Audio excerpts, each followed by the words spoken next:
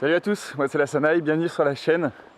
Le nouvel album sort le 29 janvier et on est parti cet été à Saint-Malo pour faire la promo avec l'astronaute. On vous a préparé une belle vidéo pour vous présenter tout ça. Allez, à tout de suite.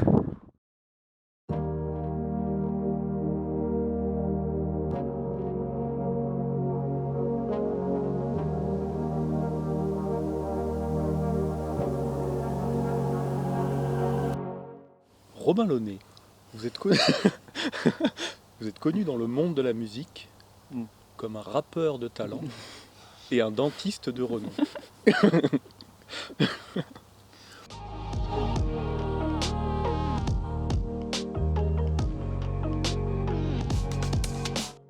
Du coup, c'est un album qui a été composé pendant la première partie du confinement qui était censé durer 2 semaines, comme tout le monde le sait. C'était un petit défi que je me suis lancé de composer du coup une musique par jour, dans l'idée de créer une sorte de journal de confinement, quelque chose sur lequel on pourrait peut-être revenir plus tard, voilà, une sorte de journal. Et c'est à ce moment-là, après 2 lives Facebook, que du coup Via Gramophone m'a contacté et ils m'ont proposé du coup de sortir un album en fait avec ces tracks-là. Donc c'est ce qu'on a fait. Je les ai retravaillés, je les ai remixés, remasterisés du coup avec un pote qui s'appelle Ain. Et ensuite, du coup, la suite logique pour le label, c'était de me faire partir dans la rue.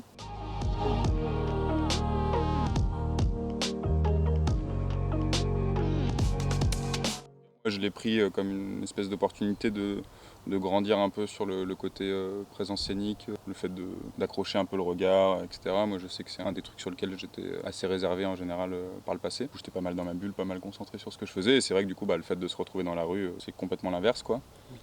Oui. Ça s'est fait assez rapidement. Un mois en fait après la fin du mastering, on partait tous les deux en Bretagne. À la base moi j'étais censé partir tout seul du coup. Et ensuite je suis arrivé. Et c'est ce qui explique pourquoi on s'est retrouvé dans la rue. Ouais, mais j'allais dire à jouer dans la rue.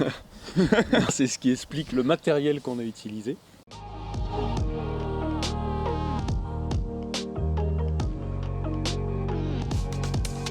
Puisque du coup dans la rue pas de branchement secteur, donc obligé de fonctionner sur batterie. Parce qu'en fait c'est ça aussi la grosse différence par rapport à tes lives, à ce que tu faisais avant, où tu avais tout un rack avec tout le PC. Là c'était juste pas possible, parce que du coup ça consomme beaucoup trop. Le fait d'avoir des guitares et d'avoir le matériel pour les guitares, ça rentrait dans beaucoup de contraintes. Du coup la contrainte des batteries, avec une batterie on peut faire toute une journée. Et aussi quand on est parti avec une voiture plus petite que le camion qu'on a maintenant. Et du coup il y avait quand même une grosse contrainte de place aussi. Ouais, complètement. On a construit un superbe fly case, surnommé le paquebot. Il est un peu lourd. Un peu lourd, mais il a la qualité de contenir absolument tout ce dont on a besoin pour le live, sauf l'enceinte. C'est quand même vraiment trop cool, parce qu'on a quand même un peu de merdier. Et ouais, du coup, il y a les 2 pedalboards qui peuvent rentrer directement dans le fly, quoi. Ces 2 pedalboards, c'est un peu les 2 éléments principaux, quoi, au final, du matos qu'on utilise. C'est du matériel, au final, où il faut quand même un peu de spare, faut avoir des cordes de rechange, des câbles de rechange. Des guitares de rechange. À la base, on avait une guitare de rechange. C'est l'histoire.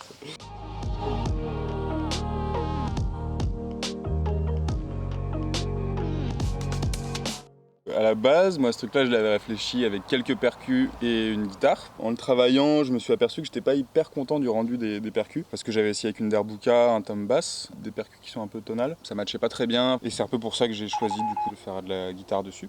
Et c'est pour ça que du coup tu m'as rejoint aussi. Tout ce qui était arrangement, parce qu'il a fallu réarranger en fait les tracks. Parce qu'au début, on pensait vraiment fitter au maximum à ce que le morceau proposait à la base. Ouais. On a essayé d'avoir un peu des textures ou des sons un peu plus larges que juste un son clair ou un son disto. C'est aussi ce qui s'est avéré être un peu un problème par la suite. Parce qu'il y a beaucoup de morceaux où on restait sur le pedalboard pour gérer les effets en direct. Oui, c'est vrai. Genre des volumes, des trucs comme ça. Et on s'est très rapidement rendu compte que du coup dans la rue, les gens parfois comprennent pas s'ils connaissent pas trop le matériel. On a aussi appris que fallait pas trop s'empêcher finalement de modifier les morceaux pour les faire convenir vraiment au milieu de la rue, quoi. J'ai l'impression que dans la rue il faut vraiment aller sur le côté assez brut en fait des choses, quoi. C'est-à-dire que les gens ils ont envie de voir un guitariste, ils ont envie de comprendre ce que le mec il fait. Si toi t'as mis 3 effets dessus, qu'il y a une espèce de chimer, plus un octaveur, plus je sais pas quoi, et puis ton son il est hyper ambiant, noyé un peu dans les reverbs ou des trucs comme ça, du coup ça a beaucoup moins d'impact je pense, même si en termes de texture ou de recherche sonore ça peut être très intéressant. Enfin moi c'est quand même là-dessus que je bosse à la base et c'est vrai que ça a été un sacré changement, un sacré challenge au final de repartir sur des sons très bruts. Enfin moi je sais qu'au final mes sons de guitare, j'ai 2 distos, une reverb et c'est marre quoi. C'est marre. Et c'est marre.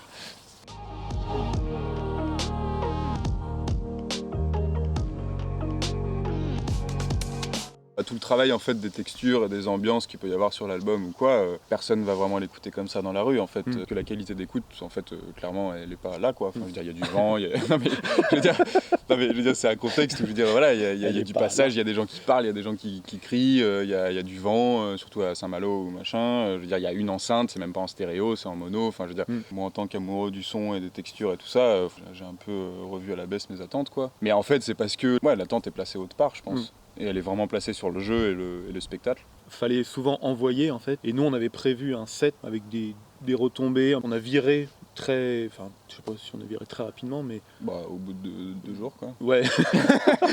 On a viré très rapidement. Genre 2-3 morceaux qui redescendaient trop. Le retour des gens il est extrêmement honnête. Il y a toujours quand même un côté où il faut toujours les garder un peu en haleine parce que les gens ils sont pas là pour venir voir un concert de la Sanaï, ils sont là pour être en vacances et si ils restent c'est qu'il y a un petit truc qui les a accrochés. C'est très formateur. Ouais c'est hyper formateur puis c'est génial en vrai.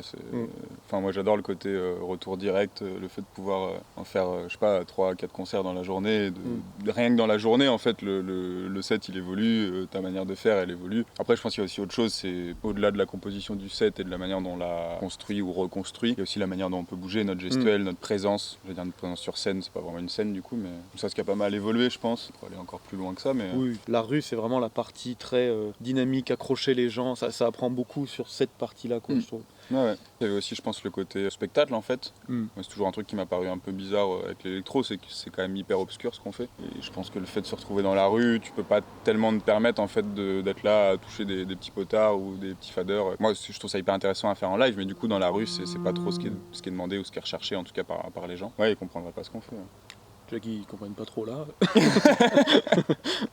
Merci à tous d'avoir regardé cette vidéo. Si cette discussion vous a plu, n'hésitez pas à vous abonner. Le projet live de la Sanaï va encore évoluer dans les mois qui viennent. On va vous présenter d'autres vidéos où on vous expliquera comment on a construit notre live, quels ont été nos choix techniques, artistiques. On a très hâte de vous présenter tout ça. À très vite. Bisous.